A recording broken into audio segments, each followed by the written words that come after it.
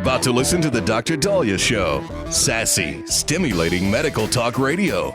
Any medical advice Dr. Daliah Wax gives on her show should not be substituted for an actual visit to your medical provider.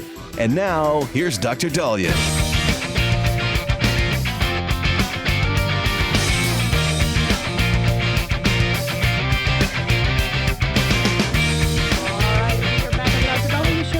For tuning in, 1-877-Dr. Daliah, 1-877-DOC-DALI. So, the headlines are saying that inflation rose 3%.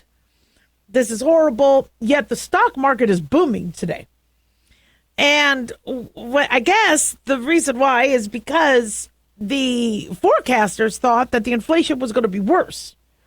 3.1%. So the fact that it was 3% seemed to please a lot of investors. And so stock market is really, really happy. Also, seniors are happy because they are going to get a bump in their Social Security benefits. Because of COLA, cost of living increase, their benefits are going to rise another 2.8% in 2026. So the average monthly check is going to be around $2,064, up $56 from this year. 71 million people get Social Security. Now, if you do the math, that's not matching inflation, though. So if the cost of living is going up and they raise it 2.8%, and inflation might be on the rise, that's making some people nervous. But at least it's some positive news as it pertains to seniors. I think seniors should be getting cost of living increases. I don't think they should be taxed on Social Security. I think it's really ridiculous to tax them on Social Security. They should be taxed on income, but Social Security, that's not that they earn that, especially if you've been working for years, putting that money in. So, if prices rose 3% and you're only getting 2.8% and you're falling short, what do you do? Well, $2,000 a month, $2,064 a month doesn't cut it. And people ask, why is Social Security so low? Well, nobody could afford a $10,000 a month Social Security check. But the average senior can't live on $2,064 a month. That's not practical. The original thinking in the old, when Social Security started, was many people would have already paid off their house or be living with family. They wouldn't be having high rent. They wouldn't still be having a mortgage. And so most of that money would then go to their food or medical expenses. Also in the 60s, medical expenses were not as expensive as they are now. Now that we could treat cancer, we have GLP-1s to help people fight, weight gain and their diabetes. We could, prevent heart disease and do all these procedures now. And what we're able to do is amazing, but it's expensive. So Medicare was supposed to cover all that. No, they don't cover drug prices. There's the donut hole, and there's the, and you now need to get Medicare Advantage, and you need to, well, by the time you do all that, you have nothing left from your Social Security. And the system is messed up. You were never supposed to use your Social Security check for your medical issues, with the exception of a couple medications. But that's not like that. Now you're going to have the extinctionists, or the people who feel that the root of all our problems is overpopulation. And they're going to say, look, we're in this predicament because we are not letting nature take its course. When the heart attack happens or the cancer happens, we are, and as a doctor, I don't want nature to take its course. I was trained to fight nature.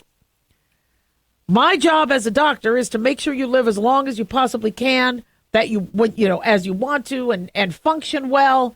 and be there for the kids and the grandkids, be as pain-free as you can. That's my job as a doctor. But with that costs a lot of money. And so if we are now down to $2,000, and in fact, one of my family members only gets about $1,200. They didn't put enough into Social Security. Not exactly sure why. She was a housewife for part of it, and so she's $1,200 a month.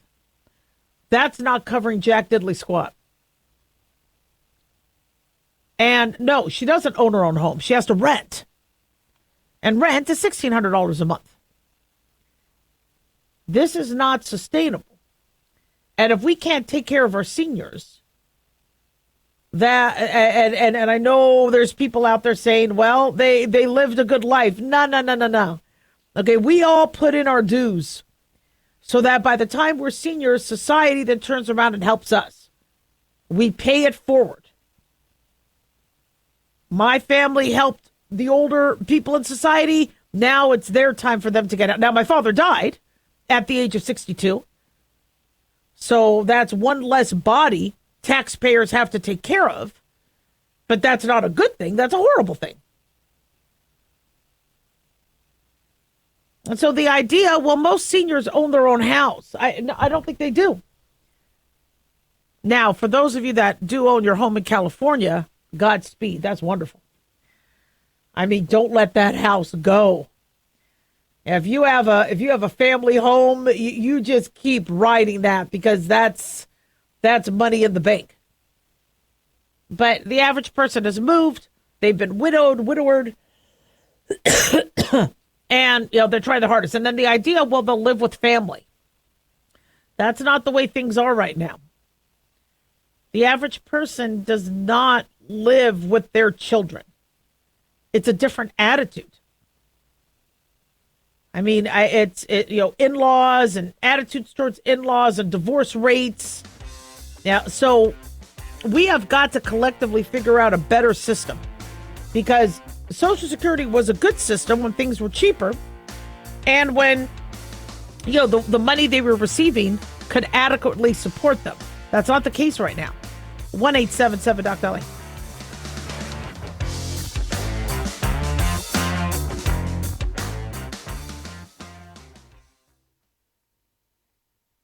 Hey guys, it's Dr. Daliah. Fantasy football season is coming, but sadly, too many of you are taking the bench while the country takes part in one of the most exciting and lucrative industries out there. Don't know how to play? Well, huddle up and listen. Paul Kalikas and I have written a fantasy football pocket guide for beginners. This book walks you through the basics and shows you how simple and lucrative joining or creating a fantasy football team can be. Read our fantasy football pocket guide for beginners found on Amazon, or follow the links on X and Facebook. That's Fantasy Football Pocket Guides for Beginners. Don't be left out. Increase fuel economy up to 7.9% with Hot Shot Secret Gasoline Extreme, the solution to maximize your engine's performance and fuel economy. Whether you're driving a sports car or a daily commuter, Gasoline Extreme is specially formulated with PEA to deep clean. Don't settle for an average driving experience. Upgrade to Hot Shot Secret Gasoline Extreme and go further on each tank. Order now on Amazon or HotShotSecret.com. Hot Shot Secret, powered by science. Let's face it, guys, we're living in times where the truth is becoming more suppressed and censorship is increasing at an alarming rate, especially on social media platforms. It's Clyde, and I want to tell you about a safe and secure digital playground we put together just for you. It's Aftermath.media. You get access to thousands of Ground Zero archives and podcasts, along with our private social media groups with your basic membership starting at only $7 a month. Each subscription includes tech support, access to the RSS feeds, along with our own chat room and Telegram channel. In addition, the premium membership includes research study groups, webinars, a document and movie library, a live video stream of Ground Zero, a monthly Zoom chat with me, and other bonus content. Be sure to check out our yearly specials as well. Sign up today while you're thinking about it. Sign up at Aftermath.media. Again, that's Aftermath.media.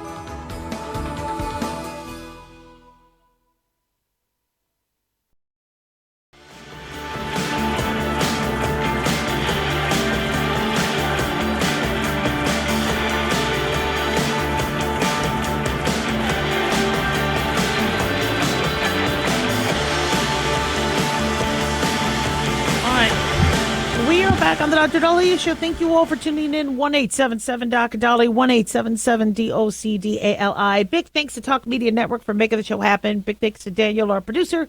And big thanks to you all for tuning in. We really do appreciate it. Don't forget to follow us on Twitter or X at Dr. Daliah, Facebook, The Dr. Daliah Show, and on YouTube, click like and subscribe. So the one thing we are starting to see is a quote-unquote UTI epidemic, where it seems like everybody and their mother and now their father are getting UTIs.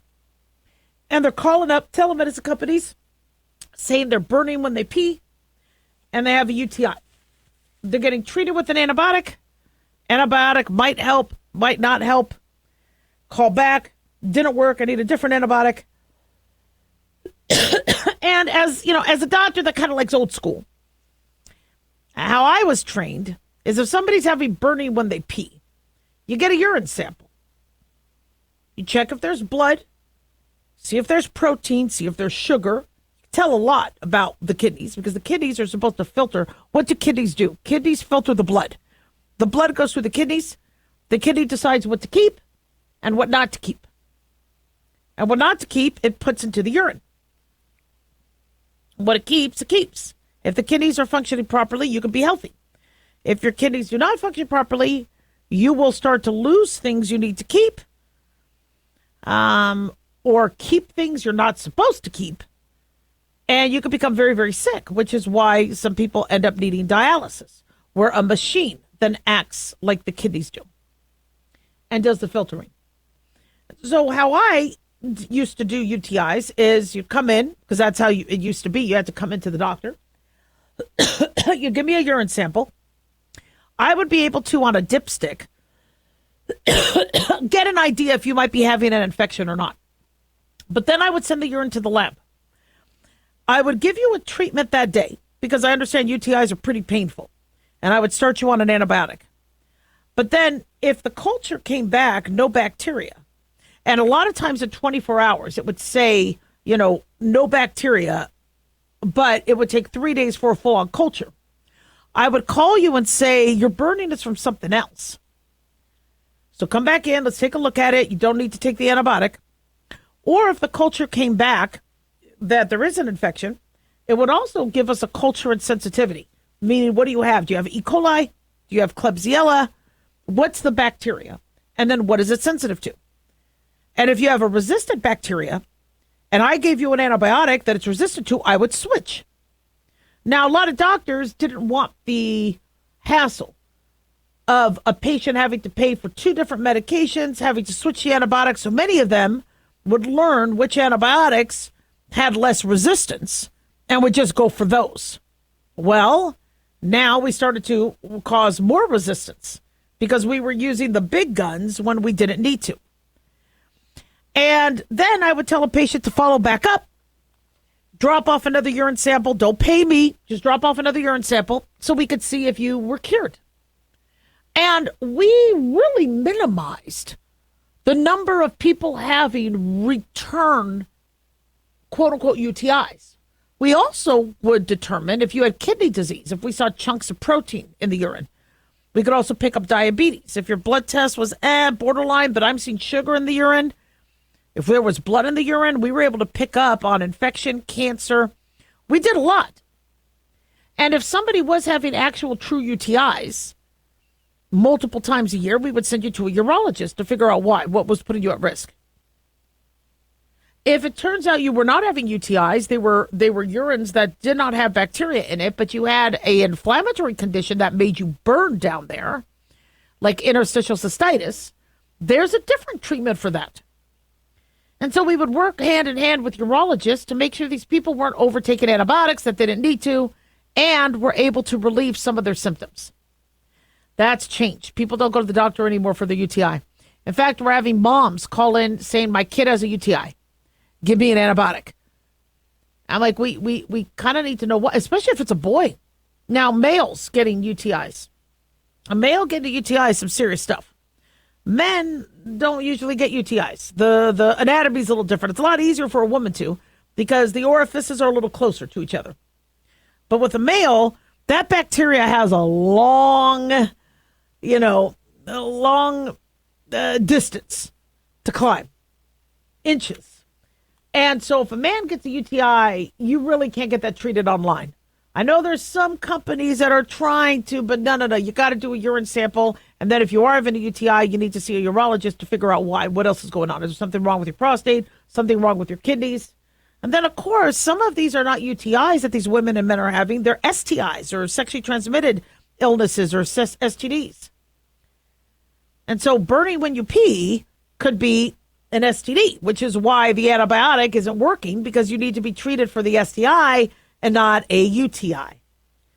And then I had a friend of mine who actually had cervical cancer. She kept being diagnosed with a UTI for discomfort, and that discomfort was because she had stage 3 cervical cancer and not a UTI. So I'm more old school. I really like people getting examined. And I'm glad somebody examined people, because this was an interesting finding. They say 1 in 5 urinary tract infections in a group of patients in Southern California were linked to E. coli from contaminated meat at the grocery store. The researchers found 18%, this is in Southern California, of more than 2,300 urinary tract infections, or UTIs. This was published in MBio Journal on Thursday, were linked to E. coli strains found in meat samples from grocery stores in the same areas. So it's not that, okay, well, they had E. coli in their system. They were able to verify the strain. And the meats that were found to test positive for this E. coli were turkey, chicken, followed by pork and beef. Now, somebody could say, how are you giving yourself a UTI if you're eating meat? Well, you have to eventually poop that out. And when you poop that out, then that bacteria has a chance to move up. Now, sex. Sex is a big risk factor for UTIs. Also a risk factor for STIs, also a risk factor for other sorts of inflammatory conditions. By the way, if you're menopausal and you have thinning in the area, many people say, I burn after sex. Well, if you aren't as plump, lubricated, thicker down there, it's thinner, you are going to burn. That doesn't necessarily mean you have an infection. But also, a thinning of the lining could also put you more at risk for UTIs. Again, you want to verify what you have. But sex, interestingly, we used to call UTIs the honeymooner disease. And we called it the honeymooner disease because people would wait till they were married. Well, I mean, in theory, they would wait to have sex until they were married. Then they would have a lot of sex on their honeymoon. They would come back with burning and have a UTI, because sex can introduce bacteria from the different areas. And, people ask, what's the best way to prevent UTIs from sex? Well, 1, cleaning first. 2, being very careful with using multiple orifices during sex. And 3, emptying your bladder after sex. Now, some people go, how does that help? Well, because you have the flow. It's mechanical. We're not rocket scientists in medicine. But if you have a Niagara Falls of urine peeing out, there's a much more difficult chance for bacteria to try to climb up through your urethra and get into the bladder. So it is important to empty your bladder after sex. Most of us like to fall asleep, but if you can empty your bladder after sex, hydrating, the more you drink, the more you can urinate. That's also important. And then, of course, making sure you eat a balanced diet and are not immunocompromised, because unfortunately, if you are immunocompromised, you could be getting more UTIs. But,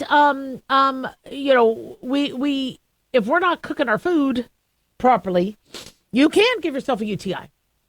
They say people, according to CBS News, living in low-income areas had a 60% higher risk of foodborne UTIs compared to those in wealthier neighborhoods.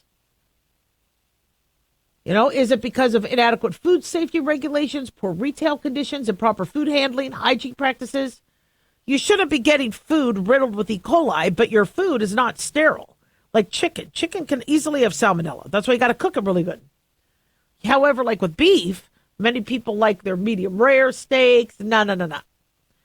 You need to cook it. Your ground beef patty needs to be gray, not pink. So there does need to be more strict measures put in place for meat producers and things like that to make sure that, individuals are not getting sick from their food. Don't forget to wash your hands, cook well, wash the sink area. But if you hydrate well and urinate well, then it does minimize your chance. And of course, cleaning and hygiene practices, etc.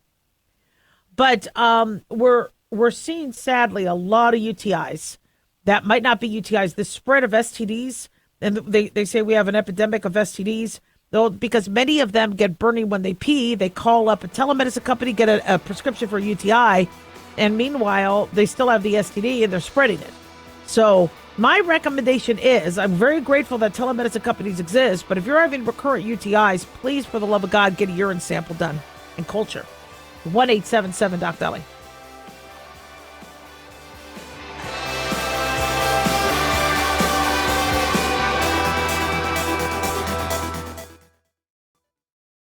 Hi guys, Dr. Daliah here. Addictions can sneak up on us and come in many forms. Whether it's drugs, alcohol, sex, video games, porn, or something less obvious such as food, internet, or shopping, addiction can seem innocent at first and then evolve into an insurmountable evil. In our book, Addiction Basics, Caitlin Kalikas and I dive into the common addictions and provide tips for identifying and preventing these before they sneak in and take over our lives. Addiction Basics can be found on Amazon or my website, drdaliah.com. Check it out.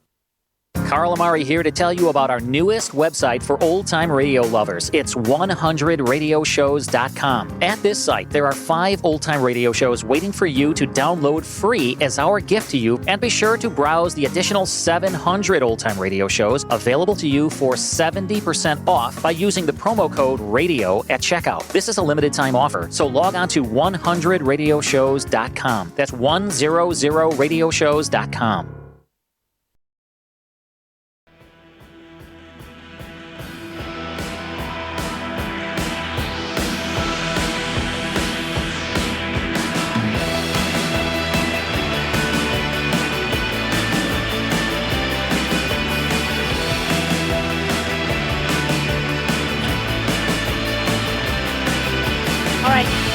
We are back on the Dr. Daliah Show. Thank you all for tuning in. 1-877-DOC-DALI, 1-877-DOC-DALI.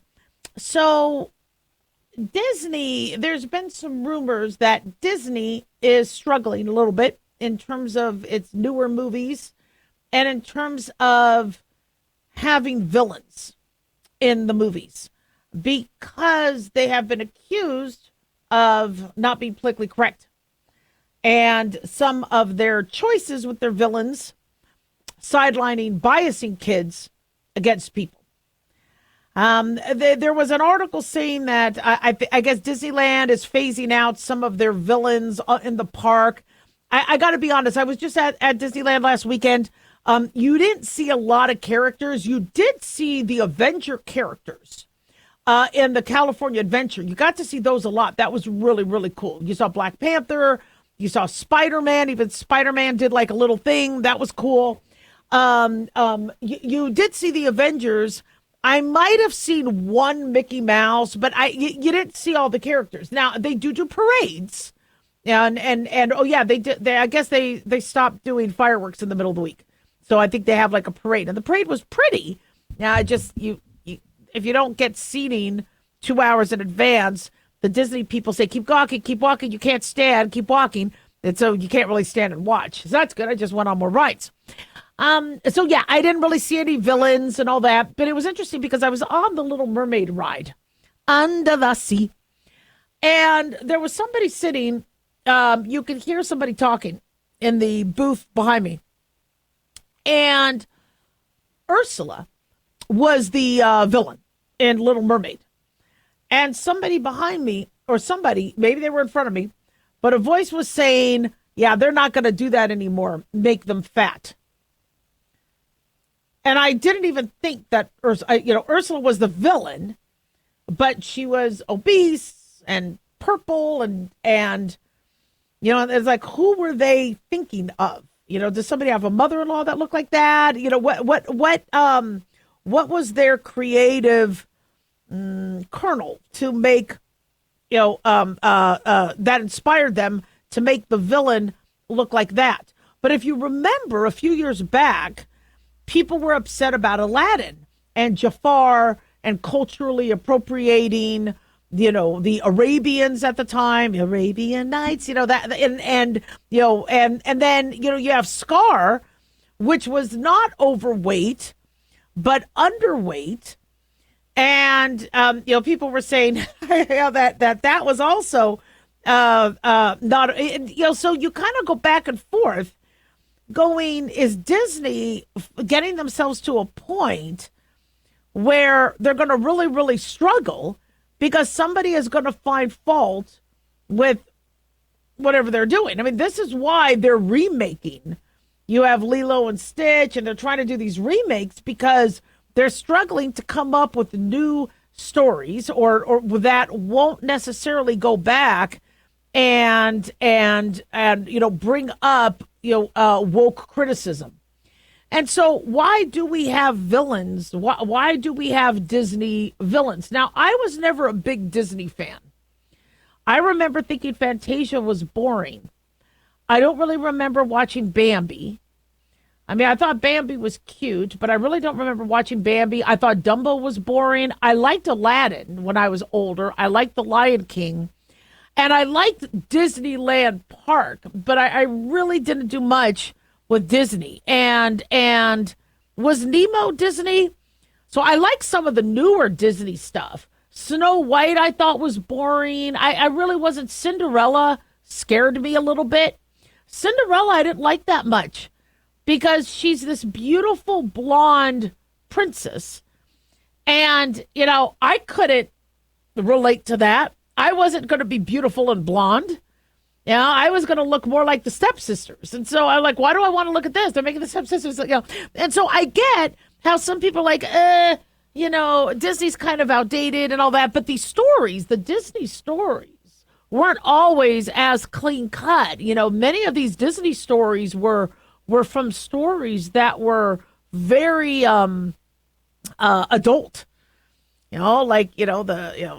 There was assault and there were things in it that had to be cleaned up for kids, but the stories themselves weren't necessarily supposed to be these pediatric stories.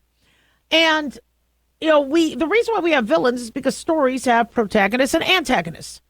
Most stories have to have an antagonist, somebody that the protagonist has to fight or overcome.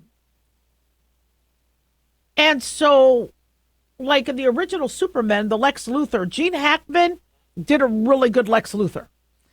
And I've seen the other Lex Luthors, they're not bad. What was Eisenberg, the guy that was in The Social Network, did a Lex Luthor, and then the new guy. I mean, they did pretty well. But the villain is actually a very, very important character. In fact, the villain is one of the most complex, harder to cast. You need a really, really good villain. You need a really, really good antagonist. And if you don't nail that in Hollywood, it doesn't matter how good looking and nice the protagonist is, you don't get the depth of the story without having that antagonist or that villain. The problem is that villain has to be believable. And what Hollywood is doing is they're saying, well, look, what we have to do is make sure we don't insult anybody.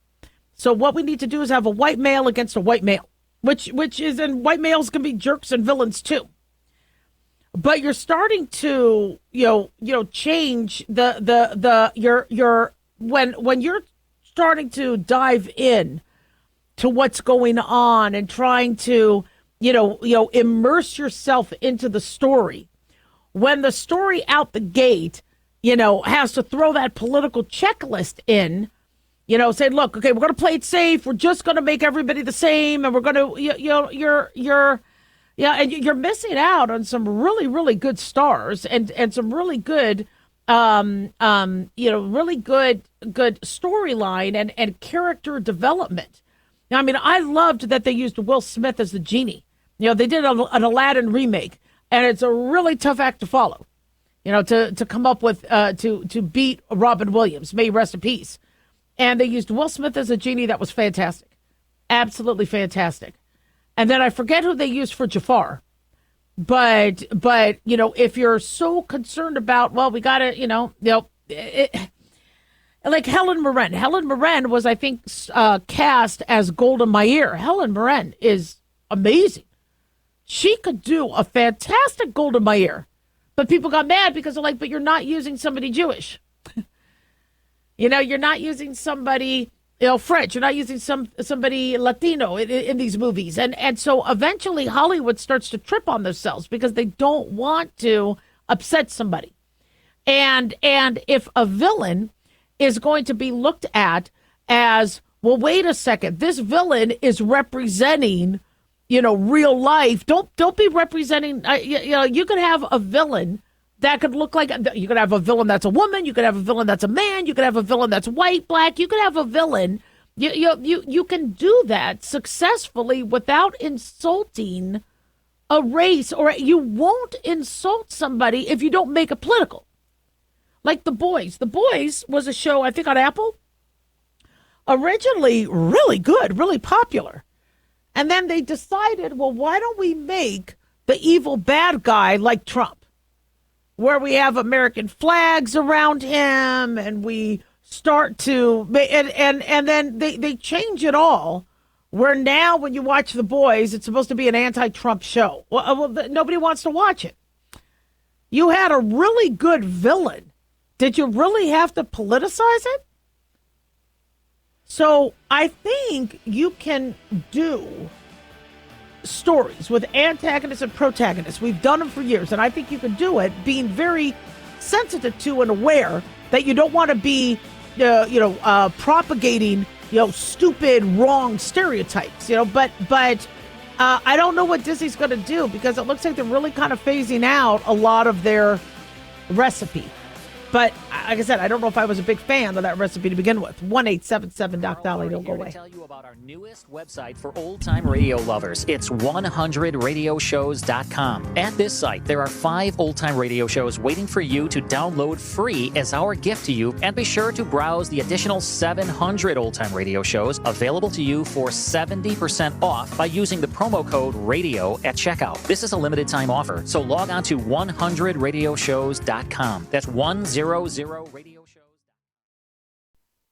Have you ever thought you'd like to buy and sell houses but didn't know how or where to get the money? My name is Ron LeGrand, and over the past 40 years, I've bought over 3,000 houses without using my money or credit, and taught thousands to do the same. Today, even in a virtual environment, we buy nice houses in nice neighborhoods using no banks, realtors, contractors, or other costly entanglements, and build huge cash flow and wealth without the hassle of tenants, all without credit and little or no money. You don't need a license or experience, and I'll show you exactly how it's done.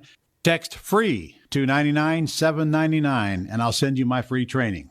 I promise you I'll change the way you think about real estate and open the door to a new lifestyle that doesn't involve risk or rehabs and can quickly replace your current income. Text FREE to 99799 and let me show you how to take your life back and build cash flow and wealth from your home. That's FREE to 99799. Again, FREE to 99799.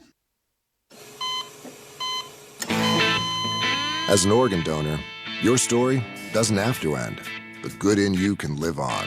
In fact, you could save up to 8 lives and restore sight and health for many more. Sign up right now online as an organ, eye, and tissue donor. You'll be happy you did. And just maybe, someone else will be happy too. Go to organdonor.gov. It saves lives. U.S. Department of Health and Human Services, Health Resources and Services Administration.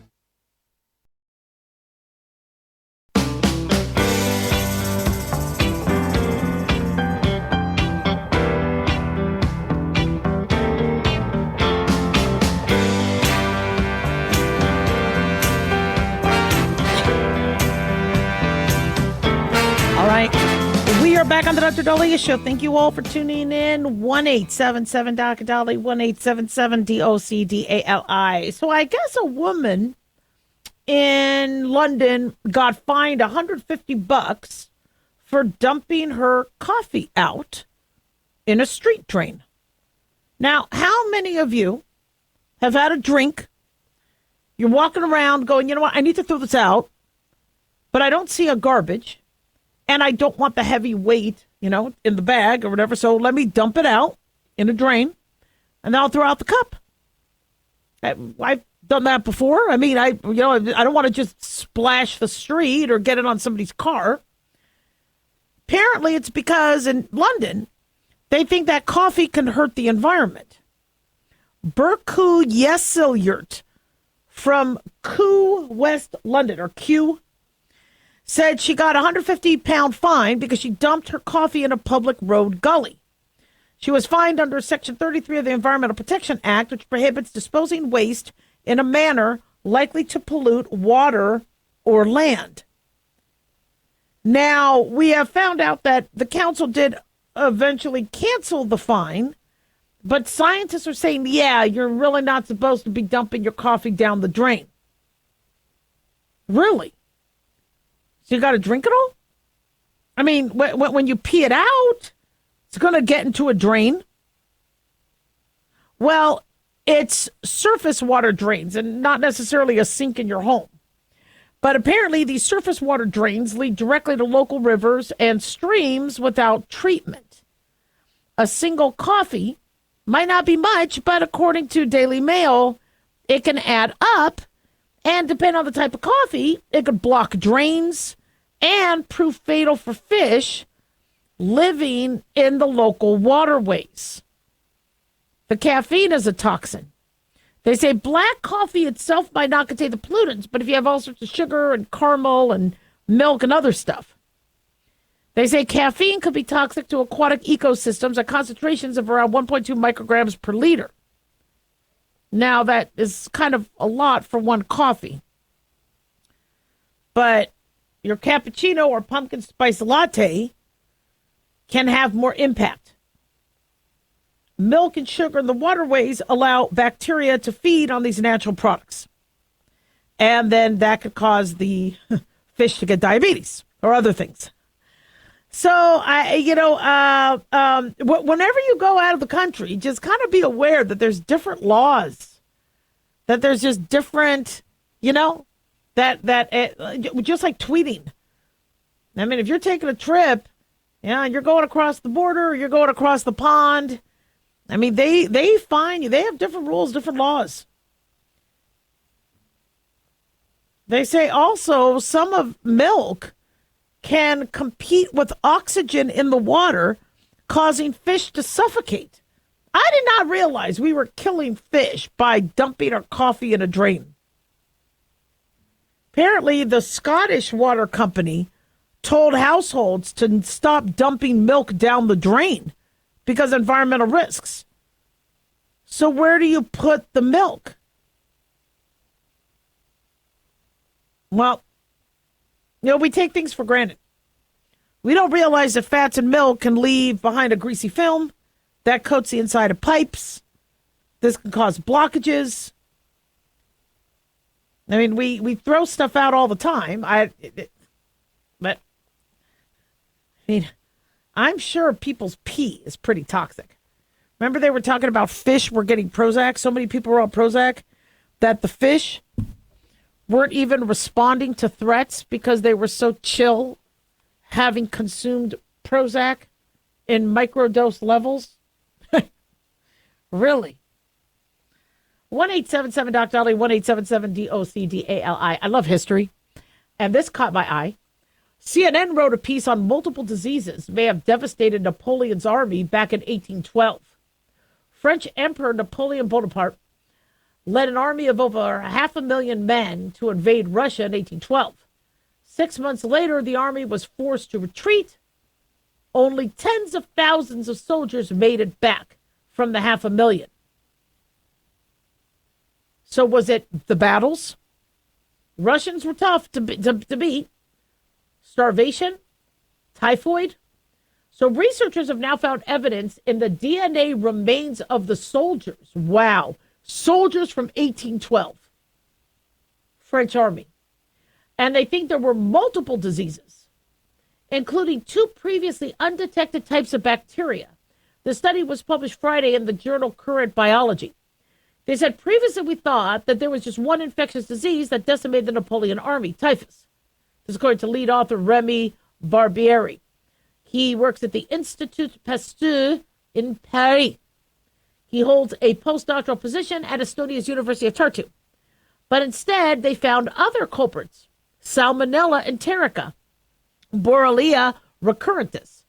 This is a bacteria that causes paratyphoid fever or relapsing fever. Well, no. Salmonella enterica causes the paratyphoid fever. Borrelia causes the relapsing fever. Now, what did they do? Well, they analyzed teeth from the fallen soldiers who were found in mass graves uncovered in 2001 in Vilnius, Lithuania. And these new findings not only give a clear picture of a significant historical event, but according to CNN, highlights how technology has advanced and allows us to figure out what might have happened. Napoleon and his troops reached Moscow, but they weren't met with Russian soldiers. The city was abandoned.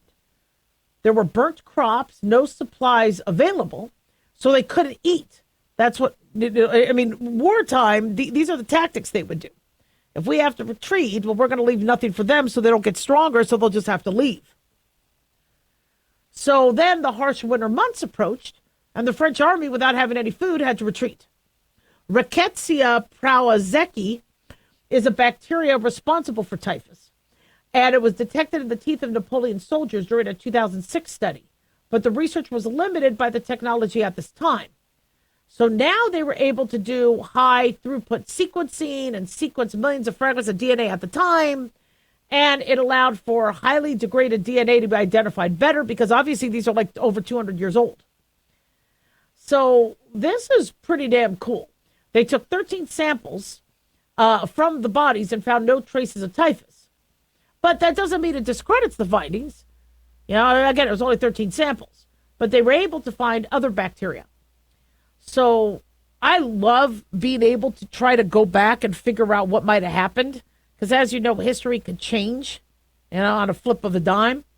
But, you know, something like this is pretty fascinating to me. So what's also fascinating is how New Yorkers are looking at the whole Zohran Mamdani potential takeover of the next election. In fact, we're being told that 25% of New Yorkers, according to New York Post, are considering fleeing if Zohran Mamdani wins.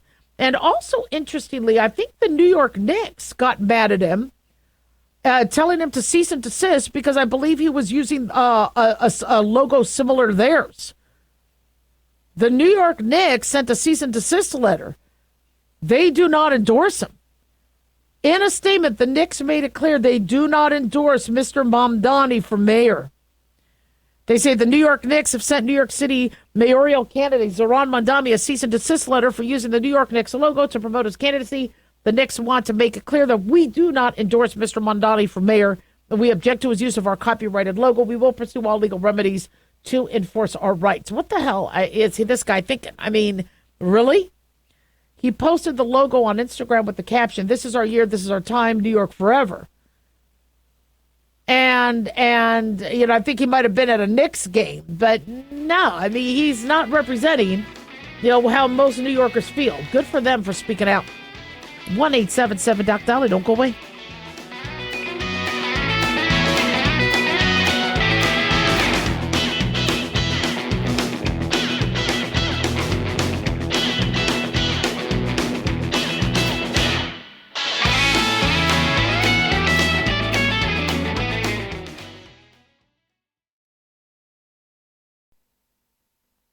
Can you believe, with all the recent violent protests, looting, and destruction, some areas are considering either defunding or abolishing the police? At a time when America's neighborhoods need the protection of police the most, some elected officials would rather create more chaos by playing politics. If you're sick of elected officials caving in to demands of the radical left, you're not alone. It's time we stand up and declare our support for local police. The majority of police officers are important partners in protecting our God-given rights. If you prefer freedom over chaos, then learn how you can help protect the local police that serve your community. Call today and request your free Support Your Local Police info packet.